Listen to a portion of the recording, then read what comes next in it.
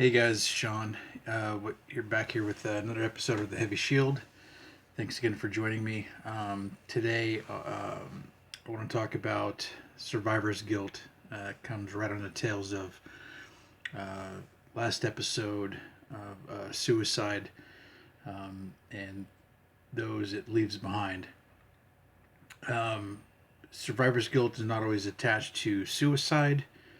Um, Often is, but mostly it's those of us that were close to a tragic death, especially in combat or emergency medical situations where it easily could have been us, and we're left with the question: why wasn't it us?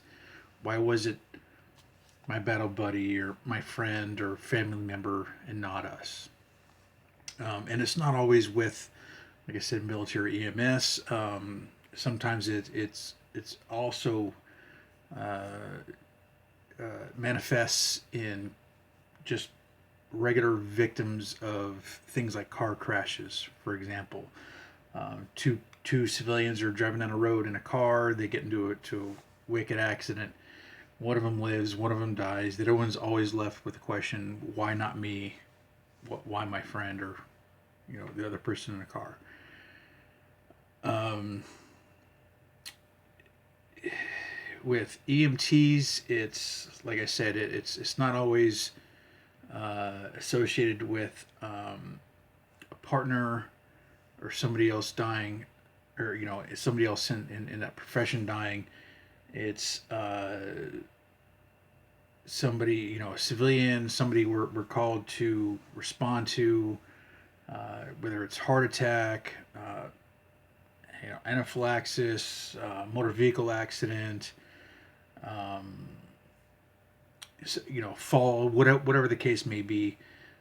Over time, um, that kind of trauma, and being witness to that trauma definitely adds up. Matter of fact, with EMS and police, uh, anytime they're involved with a particularly tragic event, especially with police if they have to discharge their firearms, or involved in a suicide, attempting to um, keep a civilian from attempting suicide, either a jumper or something like that. They have to go through what was called or at least what used to be called, what I'm familiar with the term, is a post critical incident report, PCIR. It might be called something different in your part of the country, or by now, like I said, when I worked civilian side, it was years and years, decades ago. But a post critical incident report was basically what we in the military call an after action report. Either EMT, firefighter, police, they were involved in some sort of event, fire, motor vehicle accident, heart attack, something like that, like I said, where one or more civilians died, or uh, fellow EMTs, firefighters, police officers were injured and or killed. Some sort of traumatic event like that. They had to go through this post-traumatic incident report follow up, where they had to see some sort of mental health professional afterwards. It is mandatory, not just for whether the EMT service or the police department or the fire department's insurance was concerned, but more importantly, to in an attempt to assist that EMT, firefighter, or officer. It was mandatory. If you go through any kind of traumatic event, boom, you went through it. On the military side, it's not so easy to follow up with that, especially because we deploy for 12 months and are typically 12 months, anywhere from 6 to 12 months, and we're uh, for the most part, we're exposed to much more trauma in that 6 to 12 month period than your typical EMT, firefighter, or police officer. It's not a hard and fast rule, obviously. There are certain areas in the country where firefighters respond more often than anybody else, or EMTs or police officers see more trauma. Uh, Sometimes even more so than military personnel. So, like I said, it's not a hard and fast rule, but with the military, we're not required to go through that.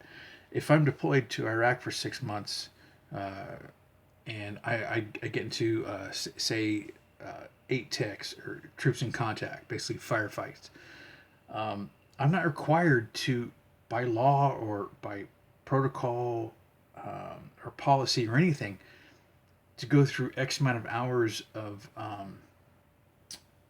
counseling before I'm released to go back to duty. Whereas with police, certainly with police, I know you are.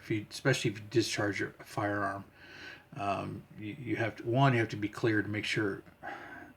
Not a lot of people know this, but if a police officer kills somebody in the line of duty, automatically right away from the word go, it's automatically considered a murder until they're cleared, and that usually happens pretty quickly because of body cams and witnesses and stuff like that. Um, but with military, we don't have that back net. We don't have that safety net. We get into a firefight, we may, shoot and injure or kill between 1 or 30 insurgents or enemy combatants, and we go back and we do an AAR or after action report. What we could have done better, what we needed to, what we did well, and need to, keep moving forward, or tell other people, hey, this worked. But then, other than that, boom, we're right back in a firefight the next day, right back in the fight. So we don't get those critical incident debriefings or cooling off periods or anything like that, like EMTs, firefighters, and police go through. So I say that one, it's great for the civilian EMS. Again, doesn't matter if it's they're paramedics or firefighters or police. It's awesome that they not only have those available, but two, they're mandatory. If you, like I said, police is the big one. If you discharge a firearm, you have to go through psych eval. I say that, but more often than not, from what I've heard, this is not me personally speaking, from direct experience. It's kind of similar with the military. When we redeploy 12 months later, we come back home. We have to talk to mental health folks, and 99 times out of 100, they're not folks that have ever been in that situation, so they have no frame of reference. So you're trying to justify how you feel after a shooting or after multiple shootings, especially if it's after year-long deployment. You're having to justify your feelings or lack thereof to somebody that's never been in that situation. I remember after my first deployments, we all came home and we had to go through all this bullshit about answer all these questionnaires about stuff like how often did you feel like hitting somebody, and it was a very non-granular scale. It was one through 5. It was like never to often, and then there was like 3 other points on this scale in between. Very non-granular, very non-subjective, very objective. So, and there were some, obviously, a lot of following questions. So, my first deployment, everybody lied. We didn't want to get hung up on the process. We just want to go, nope, I'm good. I just want to get the fuck home, get to see my family, get drunk, you're standing in the way between me and either my family or a fifth of Johnny Walker or anything in between. Shut the fuck up, get out of my way. So we lied our asses off. Now, of course, later on in my career, I realized that that's doing nobody any good, especially myself. So I started telling the truth. So my last deployment to Afghanistan, I told the truth. And again, using that specific question, how often did you feel like hitting somebody? And I said always, or not always, but often. But then the following question was, how often did you follow up on that and actually hit somebody? I said, obviously never. Well, my answer to the first question automatically raised a red flag. After the questionnaire, I had to go see a mental health tech. I'm like, what the fuck? What? And after she started going through the questionnaire, she goes, yeah, here's a red flag. Said, you often felt like hitting somebody. I said, yeah, I did. She goes, well, that's abnormal. Fuck you mean that's abnormal? I'm in a combat zone.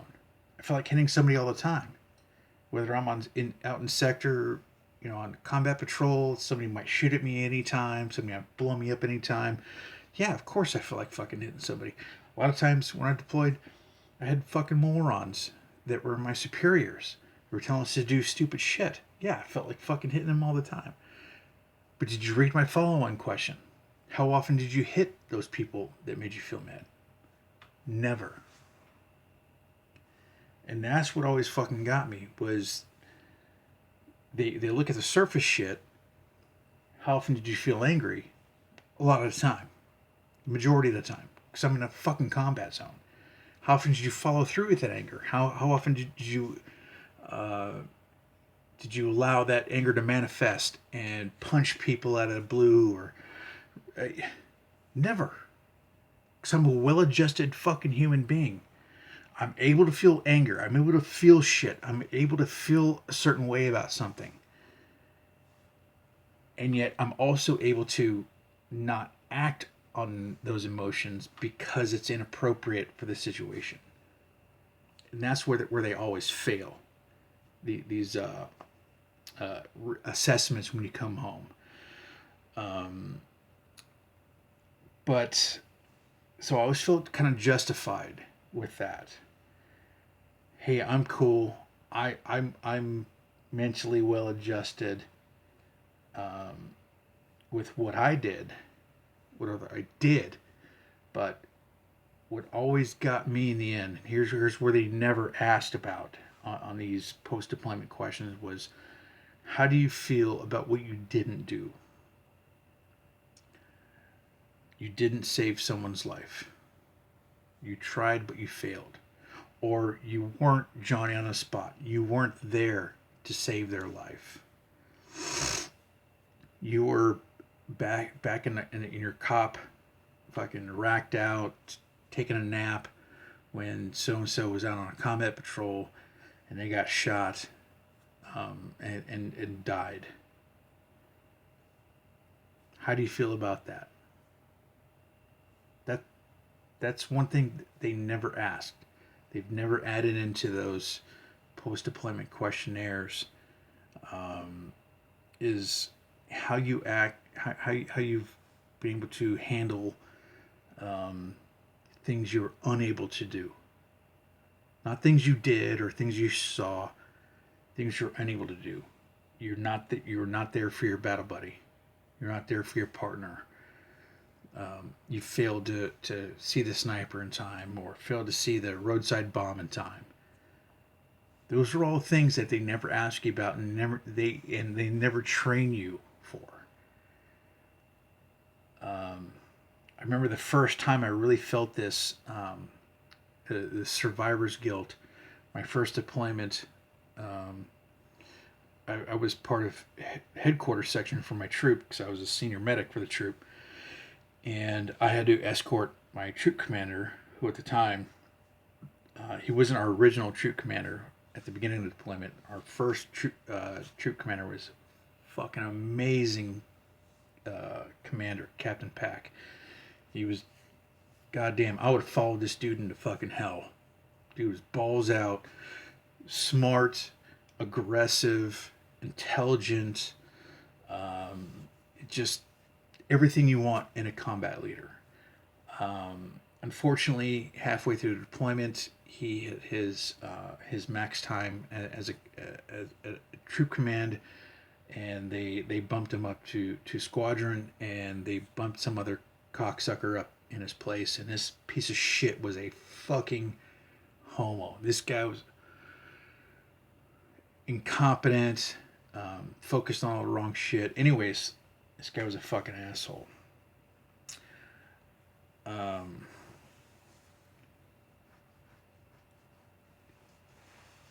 damn, I lost my fucking train of thought. Oh yeah. So, anyways,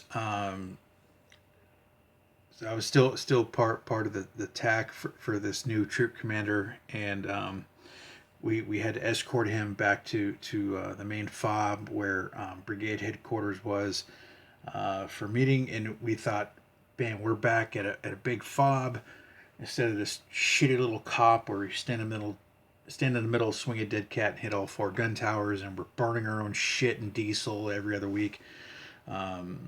We thought, hey man, we made it good. We're finally back at Big Fob. We can get actual showers, get some actual DFAC food, like deployed DFAC food, good DFAC food.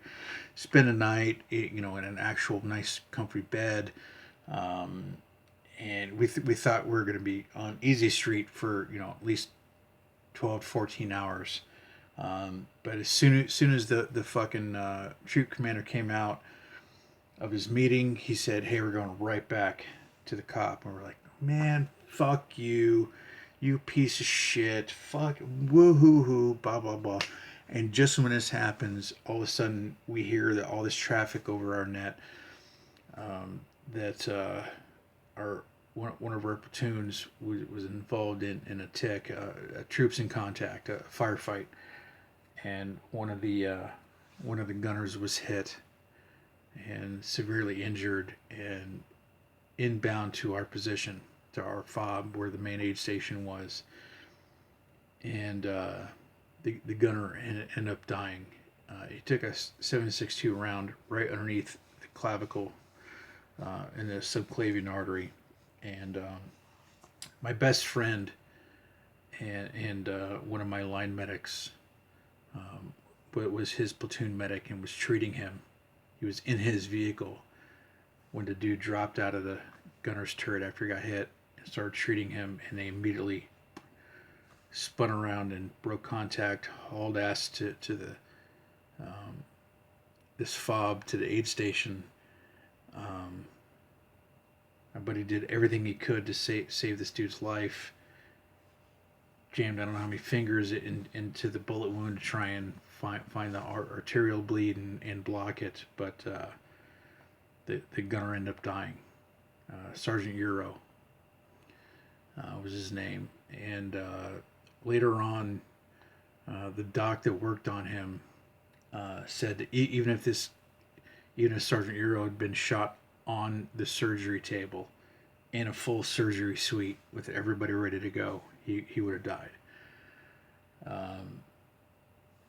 So here I was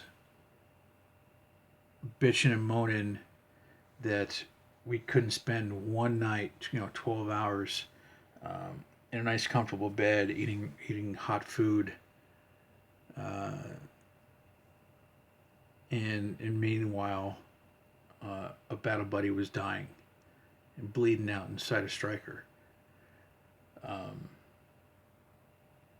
And that right there was a stark reminder that no matter what you're going through, somebody else always has it worse. It was the last time I ever bitched, moaned, or complained about having to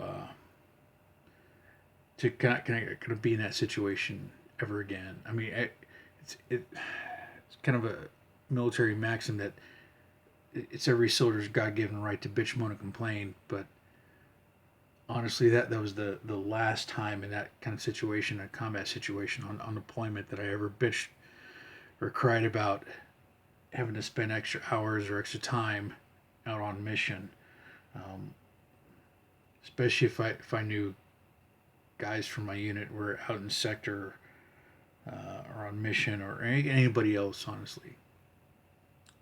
Um, that really really hit me hard for a long time, and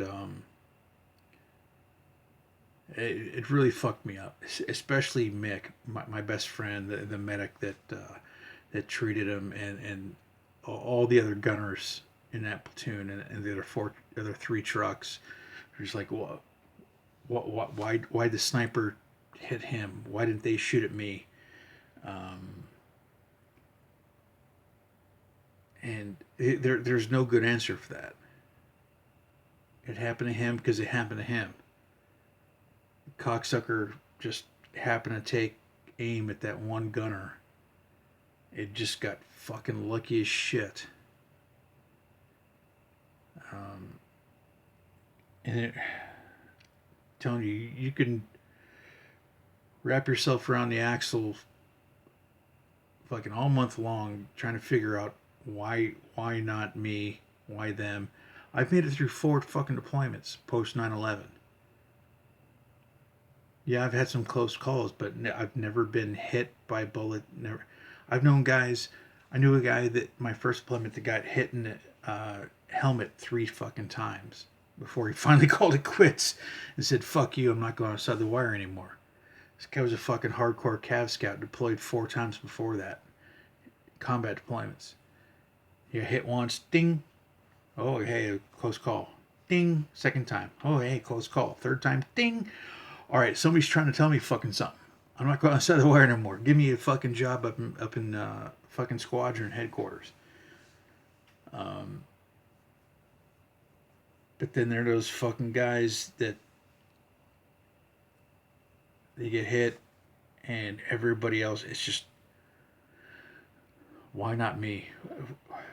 Literally, I've known guys that are standing right next to somebody, an interpreter or a battle buddy, and they get hit by a sniper round or uh, hit by shrapnel from an IED, and they're standing right next to them, and nothing happens to them. Uh, you ask yourself, why not me? Why them, not me? What were they a better person, or am I that a better person than they are? What? There's no answer. It just happens, and we all, like I said, get wrapped around the axle about why them and not me, but that's not productive. It's in the huge part of survivor's guilt that fucks everybody up is because they feel relieved and thankful that it wasn't them and it was somebody else. That's the huge thing. That's what fucks us all up. About that. That's the core, the crux of survivor's guilt. It's not why them and not me. The huge thing, like I said, the core and the crux of the whole thing of survivor's guilt is the relief you feel when you see or hear somebody next to you catch that round and not you. And it's completely natural. I'm telling you, I'm here to tell you, it's completely natural. There's no reason to feel any guilt about it. Yeah, you feel bad for your battle buddy or the person standing next to you or uh, the person that took your place out on a patrol because you had the sniffles one day and or you're shitting your guts out and you couldn't make the patrol and somebody else took your seat and they hit an IED and that seat alone happened to get hit and they got killed and everybody else in the truck was fine. That person that took your place, took your seat, your literal seat. I don't know whether you believe in a higher power. Uh, Maybe you're destined for greater things when you. I don't know. Uh, Everything runs through your mind, and all these self-incriminations. But that's the big thing about survivor's guilt. It's why them and not me? Why did I survive? And it may not just be one event. It may just be, like myself. I've deployed 4 times through 15 years. Well, certainly between 2001 and 2014, deployed 4 times on active duty, and hardly a scratch on me. A couple scars here and there, but for the most part, nothing. Got all my digits, both eyes, both ears. I can still speak. I got arthritis in my spine, shoulders, knees, but I mean that's whatever. Still to this day, I struggle with it. With that, why me? What makes me so special? Why didn't I get hit? Why didn't I get not just blown up? Because I've been blown up many times inside vehicles, but why wasn't I ever injured, seriously injured? Why was it somebody else? Why did I deserve to live versus how many other people have died? And the only real good reason I can come up with is because fuck you. Why shouldn't you live? Why shouldn't you be the one to survive? Why shouldn't you be the one to make it through 16 deployments and make it through without a scratch? Plenty of people do that. It's called beating the odds. Why shouldn't you be the one? You really want to be one of these guys that has to go into the VA every other week to reduce scar tissue on their face and get prosthetic eyeballs fitted for their skull. Have to have a fucking wicked hearing aid in one side because their ear got cut off by shrapnel. I mean, you really want to be one of those guys? It's not a crime to be thankful that you lived. It's not a crime. It's there's no shame attached to being thankful that you made it through without a scratch. It's completely natural and 100% okay. It's also 100% okay and natural to feel bad for the other guy, but not at the expense of your own mental health and well-being. And I really hope you guys take this and are able to marinate on it for a little while and eventually come to realize that it's okay to feel relieved or glad or happy that you're alive. And the worst part is I've known guys that they're not only going through survivor's guilt and they're down on themselves, but every time they have a family member that happens to mention it, I'm so thankful. Thank God you lived. Thank God you survived. I'm so happy you're here, that you lived through this deployment or X number of years on deployment. And then you start to resent them, resent family members or loved ones or friends for being glad for you that you lived. That's kind of the flip side of the coin of survivor's guilt is not just you feeling bad for you living, but other people feeling happy that you lived and you resenting them for that. Fuck you. How do you know I deserve to live? So and so was an awesome dude and he was fucking smart and he was going to go on to invent the longer lasting light bulb. And how dare you feel happy for me that I wasn't blown up or maimed or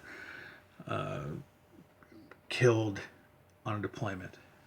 That's the another aspect of the survivor's guilt is getting mad at other people that are happy for you that you lived or survived through this trauma. So again, it's completely natural. Don't feel ashamed that you feel this guilt. It's kind of a snake eating its tail. It's kind of an Ouroboros. Don't feel ashamed that you feel ashamed. It's completely natural to one feel ashamed or feel bad that you survived when the other guy did. But hopefully you come to the realization that that's completely natural, and that you have nothing to feel bad for being happy or glad that you survived. This is another one of those things where talking to people, especially other people that have been in that situation, really helps. Some other things, you may be able to internalize or just come to a realization on your own. But this is one of those things that if you just kind of bottle up and shove it down inside your gut and just bear it with booze, uh, it just festers. It really helps to talk about it, especially with somebody that's been there and done that. I've talked about this topic with my brother a couple times, and he's been there, done that. He's had some close calls, and he knows um, more than most about survivor's guilt and what it can do to you, and then just this vicious cycle you can get into, and how to pull out of it, most importantly. So find somebody in a similar situation or has gone through similar situations and talk to them about it. Even if they haven't figured out the fucking answer and you haven't figured out the answer, hopefully by talking to it, you can both come to an answer, or at least an understanding. And that's the biggest thing is understand you have a problem and understand what the problem is and what's normal, what's not normal, what your feelings should or shouldn't be or could be or might be. Even just understanding the problem is a step forward. Even if you talk to somebody for half an hour and everything's hunky dory and cool, hey, I'm good. Survivor's guilt is kind of a thing, but not something I should really worry about. Cool, awesome. It's not going to happen like that. Just finding somebody to talk to, and share your concerns with, and listening to them tell you that it's completely normal. You're not a bad person for feeling guilt that you survived when somebody else didn't. That's the biggest thing.